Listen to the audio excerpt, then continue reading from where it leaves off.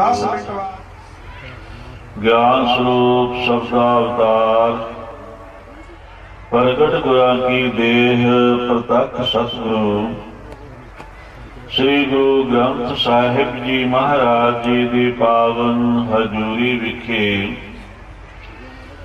ब्रह्म ज्ञानी तत् बेटे धन धन संत बाबा दलेर सिंह जी उन्हां तो वरसाए हुए उन्हां दे जन्म स्थान ते सेवा निभाउंदे हुए उन्हां दा ही रूप हुए महापुरख संत बाबा जगदेव सिंह जी मोनी जी।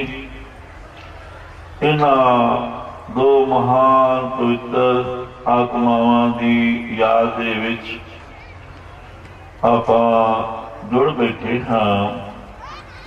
निर्मल भेट भूषण अनंत श्री विभूषित वेदांताचार्य श्री महंत संत बाबा ज्ञानदेव सिंह जी स्टेज से दास तो पहला एक दू एक चढ़ंदियां कौन जाने मेरा नाम जियो।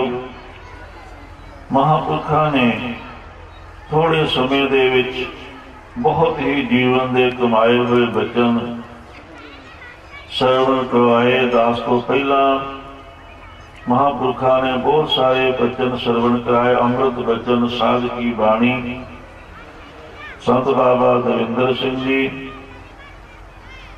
पंज गराइयां वाले मुखिया महंत संत बाबा दर्शन सिंह जी, संत बाबा भाग सिंह जी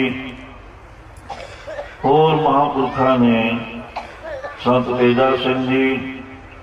सो सारे नाम याद नहीं रहिंदे, इस करके सारियां ही महापुरखों नूं सत्कार करदियां होइयां सत्कार दिंदियां होइयां हर संतन कर नमो नमो नमस्कार करदियां होइयां संत बाबा गुरबचन सिंह जी महापुरख होर सारे ही महापुरख महापुरखों की याद विच आपां सारे जुड़ बैठे हाँ। उन्हां महापुरखों की संत बाबा जगदेव सिंह जी मोनी उन्हां दी सेवा जिस तरह समर्पित होके आग्या विच रह के कीती। संत बाबा मक्खन सिंह जी उन्हां दी सेवा नूं घालना नूं वेखदियां होइयां उन्हां महापुरखों की जो सोच सी आपदे तो बाद उन्होंने आप जिन्हों एक तरह का परखिया सी चुनिया सी।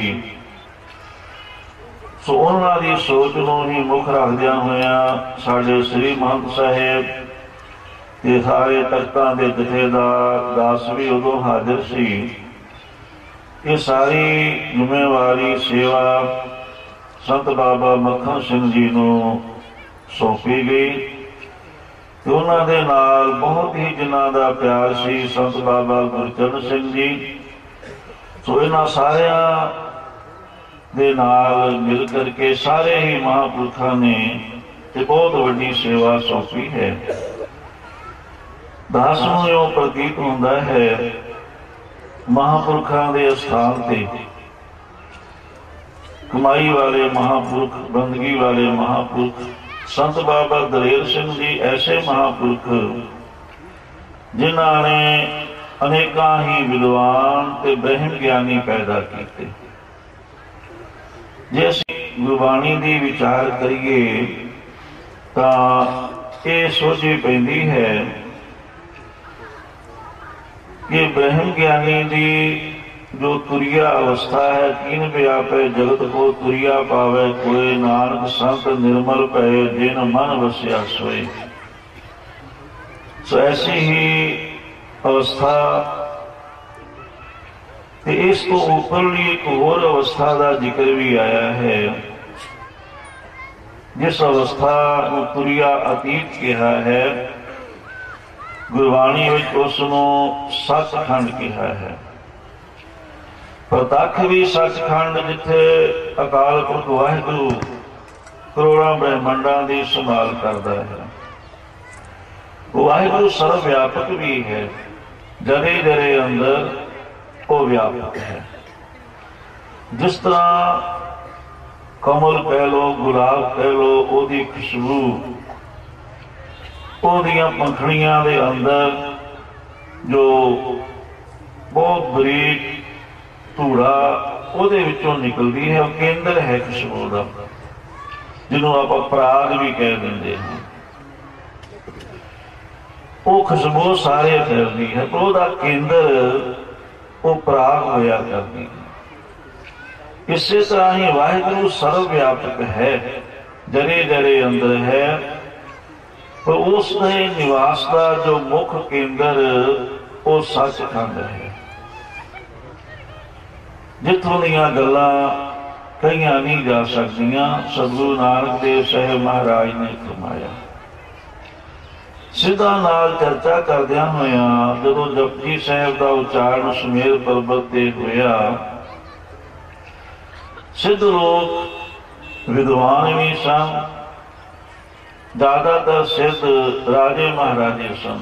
ਭਰਤਰੀ ਵੀ ਰਾਜਾ ਸੀ, ਗੋਪੀ ਚੰਦ ਵੀ ਰਾਜਾ ਸੀ, ਤੇ ਸਾਰੀਆਂ ਵਿਦਿਆਵਾਂ ਵਿੱਚ ਉਹ ਨਿਪੁੰਨ ਵੀ ਸਨ, ਨੀਤੀ ਸ਼ਾਸਤਰ ਦੇ ਵਿੱਚ ਵੀ, ਤੇ ਯੋਗਾ ਅਭਿਆਸ ਕਰਕੇ ਉਹਨਾਂ ਨੇ ਦਸਮ ਦੁਆਰ ਦੀ ਵੀ ਪ੍ਰਾਪਤੀ ਕੀਤੀ। ਤੇ ਦਸਮ ਦੁਆਰ ਤੇ ਹਿਰਦੀਆਂ ਸਿੱਧੀਆਂ ਦੇ ਚਮਤਕਾਰੇ, ਇਹ ਸਾਰਾ ਕੁਝ ਉਹਨਾਂ ਨੂੰ ਪ੍ਰਾਪਤ ਸੀ। ਉਹਨਾਂ ਨੇ ਸਤਿਗੁਰੂ ਨਾਨਕ ਦੇਵ ਸਾਹਿਬ ਮਹਾਰਾਜ ਦੇ ਚਰਨਾਂ ਤੇ ਝੁਕ ਕੇ, ਕਿਉਂਕਿ ਆਮ ਨਹੀਂ ਸਨ, ਉਸ ਸਮੇਂ ਦੇ ਸਾਰਿਆਂ ਤੋਂ ਉੱਚੇ ਉਦਾਹਰਣ ਆਗੂ ਮੰਨੇ ਜਾਂਦੇ ਸਨ। ਉਹਨਾਂ ਨੇ ਵੀ ਇਹ ਗੱਲ ਕਹਿ ਦਿੱਤੀ, ਸਿੱਧ ਬੋਲਣ ਸੋ ਬਚਨ ਧਨ ਨਾਨਕ ਤੇਰੀ ਵੱਡੀ ਕਮਾਈ।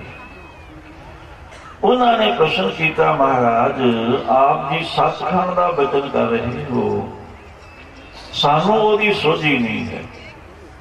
ਅਸੀਂ ਕਿੰਨਾ ਲੋਕਾਂ ਦੇ ਬਾਰੇ ਜਾਣਦੇ ਹਾਂ, ਬ੍ਰਹਮ ਲੋਕ ਦਾ ਪਤਾ ਹੈ, ਬੈਕੁੰਠ ਧਾਮ ਦਾ ਪਤਾ ਹੈ, ਕੈਲਾਸ਼ਪੁਰੀ ਦੀ ਸੋਝੀ ਹੈ, ਪਰ ਇਹ ਆਪ ਸੱਚਖੰਡ ਦਾ ਜੋ ਜ਼ਿਕਰ ਕਰ ਰਹੇ ਹੋ ਉਹਦੇ ਬਾਰੇ ਦੱਸੋ ਮਹਾਰਾਜ। ਉੱਥੇ ਰਹਿਣ ਵਾਲੇ ਜੋ ਮੁਕਤ ਪੁਰਸ਼ ਹਨ, ਉਹਨਾਂ ਦਾ ਸਰੀਰ ਕਿਹੜੇ ਤੱਤ ਦਾ ਬਣਿਆ ਹੁੰਦਾ ਹੈ?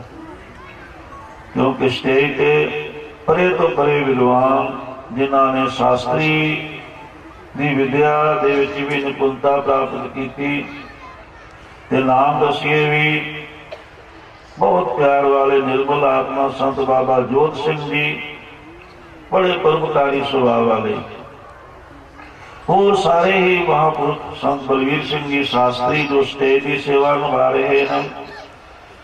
ਸੋ ਸ਼ਾਸਤਰੀ ਕਰਨੀ ਕੋਈ ਸੌਖੀ ਦੀ ਗੱਲ ਨਹੀਂ, ਇਹਦਾ ਬਹੁਤ ਵੱਡਾ ਕੋਰਸ ਹੁੰਦਾ ਹੈ, ਬੜੀ ਮਿਹਨਤ ਕਰਨੀ ਪੈਂਦੀ ਹੈ, ਤੇ ਬਹੁਤ ਸਾਰਾ ਗਿਆਨ ਇਕੱਠਾ ਕਰਕੇ ਉਸ ਨੂੰ ਯਾਦ ਕਰਕੇ ਪ੍ਰੀਖਿਆ ਦੇ ਕੇ ਪਾਸ ਹੋ ਕੇ, ਤੇ ਸ਼ਾਸਤਰੀ ਕਰਾਉਣ ਵਾਲੇ, ਸ਼ਾਸਤਰੀ ਵਿਦਿਆ ਪੜਾਉਣ ਵਾਲੇ, ਉਸ ਤੋਂ ਵੀ ਪਰੇ ਵਿਦਾਂਤਾਚਾर्य श्री महंत साहेब ਉਹ ਵੀ ਵਿਰਾਜਮਾਨ ਹਨ। ਸੋ ਵਿਚਾਰ ਸੀ ਕਿ ਜੇ ਸਰੀਰ ਤਿਆਗਣ ਤੋਂ ਬਾਅਦ ਸੂਖਮ ਸਰੀਰ 17 ਤੱਤਾਂ ਦਾ ਮਿਲਦਾ ਹੈ, ਪਰ ਸੱਚਖੰਡ ਵਿੱਚ ਰਹਿਣ ਵਾਲਿਆਂ ਦਾ ਸਰੀਰ ਕਿਹੜੇ ਤੱਤ ਦਾ ਹੋਇਆ? ਕਿਉਂਕਿ ਐਸੇ ਹੀ ਸੂਖਮ ਸਰੀਰ ਬ੍ਰਹਮਾ ਵਿਸ਼ਨ ਮਹੇਸ਼ ਆਦਿ ਇਹਨਾਂ ਦੇ ਵੀ ਹਨ, ਦੇਵਤਿਆਂ ਦੇ ਵੀ ਹਨ, ਇੰਦਰ ਆਦਿ ਵੀ ਐਸੇ ਹੀ ਸਰੀਰ ਹਨ। ਕੋਈ ਥੋੜਾ ਬਹੁਤ ਅੰਤਰ ਹੋਏਗਾ, ਸੁਰੋ ਵਿਚਾਰ। ਪਰ ਮਹਾਰਾਜ ਇਹ ਦੱਸੋ ਵੀ ਸੱਚਖੰਡ ਵਿੱਚ ਰਹਿਣ ਵਾਲਿਆਂ ਦਾ ਸਰੀਰ ਕਿਹੜੇ ਤੱਤ ਦਾ ਹੈ? ਤਾਂ ਸਤਿਗੁਰੂ ਨਾਨਕ ਦੇਵ ਜੀ ਮਹਾਰਾਜ ਨੇ ਫਰਮਾਇਆ ਸੀ, ਇਥੈ ਲੋ ਲੋ ਆਖਾ, ਉੱਥੇ ਕੇਵਲ ਪ੍ਰਕਾਸ਼ ਦੇ ਹੀ ਆਕਾਰ ਹਨ, ਕਿਸੇ ਤੱਤ ਦਾ ਸਰੀਰ ਨਹੀਂ ਹੈ। ਸਾਡੇ ਬਹੁਤ ਹੀ ਸਤਿਕਾਰਯੋਗ ਜਥੇਦਾਰ ਸ੍ਰੀ ਅਕਾਲ ਤਖਤ ਸਾਹਿਬ ਸਿੰਘ ਸਾਹਿਬ ਗਿਆਨੀ ਗੁਰਬਚਨ ਸਿੰਘ ਜੀ, जो सिख कौम की महान शख्सियत हैं, वो भी महापुरखों के प्यार में हर साल हाजरी भरते हैं। दास काफी भावें पटना साहब दूर है तो करीबन 1500 किलोमीटर उतों महापुरखों के प्यार विच संत बाबा मक्खन सिंह जी फिर फोन पर याद कराते रहते हैं कि कितने भुल ना जाया जे। दास वालों बचन होंदा कि ऐसा प्यार सी उन्हां महापुरखों के नाल भुल्लण वाली गल नहीं। भावें राती 2:30 बजे दिल्ली को जहाज फड़ के 4 बजे अमृतसर पहुंचे, फिर उत्थे थोड़ा जा विश्राम स्नान पानी करके फिर बाई रोड इत्थे हाजरी करी। सो विचार कर रही सी। सो सतगुरु नानक देव जी महाराज कहन लगे कि उत्थे केवल प्रकाश दे ही आकार हैं शरीरां दे, पर केवल प्रकाश दे ही आकार हैं।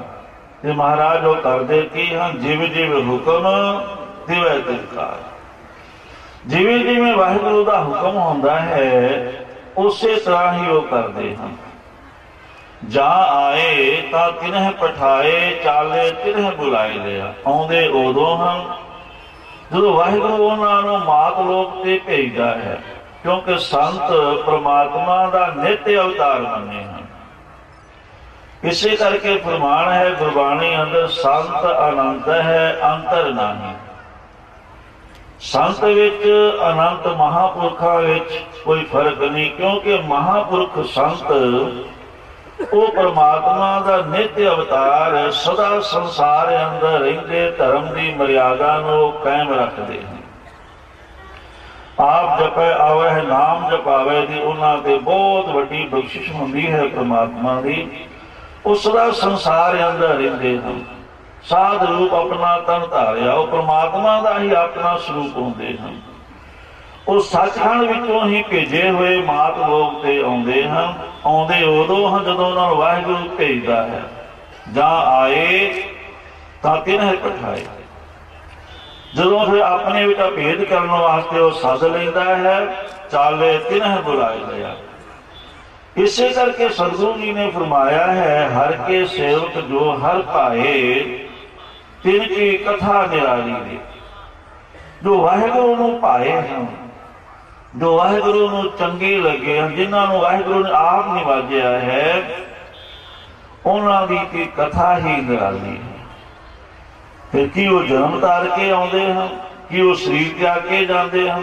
सतगुरु जी फरमाउंदे नहीं, आवह ना जाहे ना कब हो मरते, पार ब्रह्म संगारी। ब्रह्म ज्ञानी सद जीवै नहीं मरता। जिवें आकाश विचों बदल प्रगट होंदे हैं, हुण बदलां दा जन्म तां नहीं होंदा, पर बदल आउंदे हैं आकाश दे विचों। संसार नूं शांति देण वास्ते, धरती नूं हरियावलता देण वास्ते, जी जनता नूं सुखी करने वास्ते। मीहों पया परमेश्वर पाया, जी जंत सब सुखी वसाया। फिर सुख दे के संसार नूं ये बदल आकाश दे विच ही लीन हो जाते हैं। आकाश तो ही प्रगट होए, आकाश विच ही लीन हो गए। इसी तरह ही महापुरुष दिसदा तां है कि वो जन्म धार के आए हैं, माता पिता के द्वारा आए हैं, और शरीर त्याग के पंज भूतक जा रहे हैं, पर वास्तव दे विच उन्हां दा शरीर त्याग के जाना, इस संसार में रह के नाम बाणी का प्रचार करना, संसार के जन्म धार के आना, ये सब आचर्य खेल है। जिनकी कथा निराली है, उन्हां दी निराली कथा है।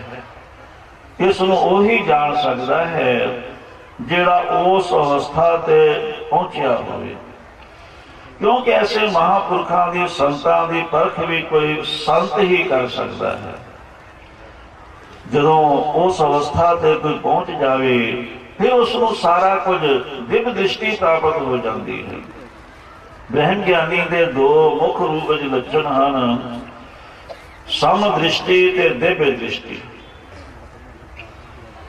ਜਦੋਂ ਦਿਵ ਦ੍ਰਿਸ਼ਟੀ ਪ੍ਰਾਪਤ ਹੋ ਜਾਵੇ ਉਹਨਾਂ ਅੰਦਰ ਫਿਰ ਸਮ ਦ੍ਰਿਸ਼ਟੀ ਆ ਜਾਂਦੀ ਹੈ। ਨਾ ਕੋਈ ਬੈਰੀ ਨਾ ਹੀ ਬੇਗਾਨਾ, ਸਗਲ ਸੰਗ ਹਮਕੋ ਬਣਾਈ।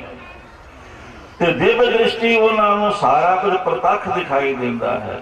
ਜਿਵੇਂ ਹੱਥ ਤੇ ਰੱਖਿਆ ਹੋਇਆ ਔਲਾ, ਹਸਤਾਮਲ, ਹੱਥ ਤੇ ਰੱਖਿਆ ਹੋਇਆ ਔਲਾ ਜਿਵੇਂ ਸਾਫ਼ ਆਪਾਂ ਵੇਖ ਸਕਦੇ ਹਾਂ, ਇਸੇ ਤਰ੍ਹਾਂ ਦਿਵ ਦ੍ਰਿਸ਼ਟੀ ਜਿਨ੍ਹਾਂ ਨੂੰ ਪ੍ਰਾਪਤ ਹੋ ਜਾਏ ਉਹਨਾਂ ਨੂੰ ਸਾਰਾ ਕੁਝ ਸਾਫ਼ ਸਾਫ਼ ਦਿਖਾਈ ਦਿੰਦਾ ਹੈ।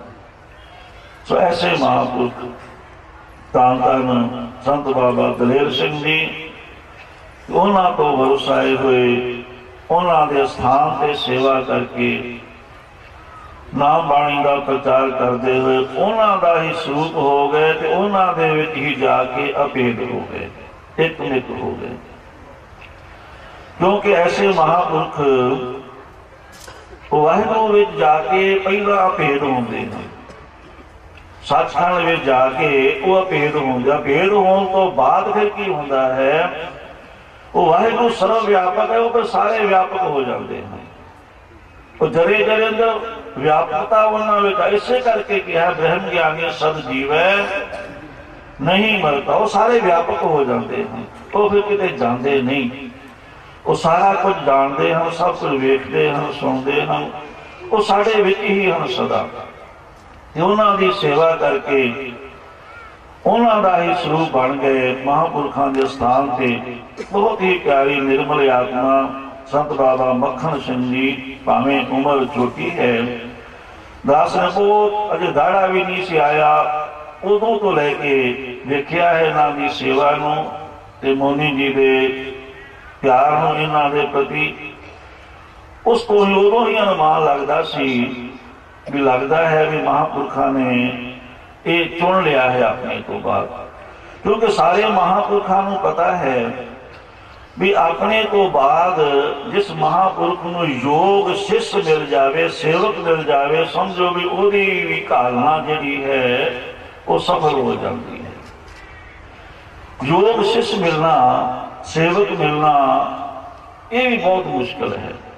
ਪਰ ਜਿਨ੍ਹਾਂ ਨੂੰ ਮਹਾਂਪੁਰਖ ਆਪ ਪਰਖ ਕੇ ਆਪਦੇ ਮੂੰਹਾਂ ਨੂੰ ਪਤਾ ਹੈ ਵੀ ਆਪਣੇ ਤੋਂ ਬਾਅਦ ਜਿਸ ਮਹਾਂਪੁਰਖ ਨੂੰ ਯੋਗ ਸਿੱਖ ਮਿਲ ਜਾਵੇ, ਸੇਵਕ ਮਿਲ ਜਾਵੇ, ਸਮਝੋ ਵੀ ਉਹਦੀ ਵੀ ਘਾਲਣਾ ਜਿਹੜੀ ਹੈ ਉਹ ਸਫਲ ਹੋ ਜਾਂਦੀ ਹੈ। ਯੋਗ ਸਿੱਖ ਮਿਲਣਾ, ਸੇਵਕ ਮਿਲਣਾ ਇਹ ਵੀ ਬਹੁਤ ਮੁਸ਼ਕਿਲ ਹੈ। ਪਰ ਜਿਨ੍ਹਾਂ ਨੂੰ ਮਹਾਂਪੁਰਖ ਆਪ ਪਰਖ ਕੇ ਆਪਦੇ ਮੁੰਡਿਆਂ ਸਨਮਾਨ ਦੇ ਗਏ ਹੋਣ, ਸੋ ਸਾਰੇ ਹੀ ਮਹਾਂਪੁਰਖਾਂ ਦਾ ਪਿਆਰ ਹੈ, ਅਸੀਸ ਹੈ। ਸੰਤ ਬਾਬਾ ਮੱਖਣ ਸਿੰਘ ਜੀ ਦੇ ਨਾਲ ਤਖਤਾਂ ਦੀ ਅਸੀਸ ਹੈ। ਅਕਾਲ ਤਖਤ ਸਾਹਿਬ ਦੇ ਜਥੇਦਾਰ ਵੀ ਉਦੋਂ ਆਏ, ਹੋਰ ਤਖਤਾਂ ਦੇ ਜਥੇਦਾਰ ਵੀ, ਦਾਸ ਵੀ ਆਇਆ। ਸੋ ਸਤਿਗੁਰੂ ਬਖਸ਼ਿਸ਼ ਕਰਨ ਸੰਤ ਬਾਬਾ ਮੱਖਣ ਸਿੰਘ ਜੀ ਮਹਾਂਪੁਰਖਾਂ ਦੇ ਨਾਮ ਨੂੰ ਰੋਸ਼ਨ ਕਰਦੇ ਹੋਏ, ਉਜਲ ਕਰਦੇ ਹੋਏ ਜੋ ਇਹ ਮਹਾਨ ਸਮਾਗਮ ਇਸੇ ਤਰ੍ਹਾਂ ਹੋ ਦੂਣੀ ਚੌਣੀ ਚੜ੍ਹਦੀ ਕਲਾ ਦੇ ਸਹਿਤ ਕਰਦੇ ਰਹਿਣ। ऐसे ऐसे ब्रह्म श्रोत्री ब्रह्म निष्ठी महापुरुष श्री महंत साहेब वर्गे, संत बाबा जोत सिंह जी वर्गे, संत बाबा गुरुदर सिंह जी, बाबा भाग सिंह जी, बाबा दर्शन सिंह जी, ऐसे महापुरुषों के दर्शन जो उन्होंने अमृत बचन सानू सुनन का जो परम लाभ मिलता है वो संत बाबा मक्खन सिंह जी के उद्यम का सदका है। इतनियां हाजरियां प्रवान कर लेनियां। भुलां गलतियां दी खिमा। फतेह बुलाइए। वाहिगुरु जी का खालसा, वाहिगुरु जी की फतेह।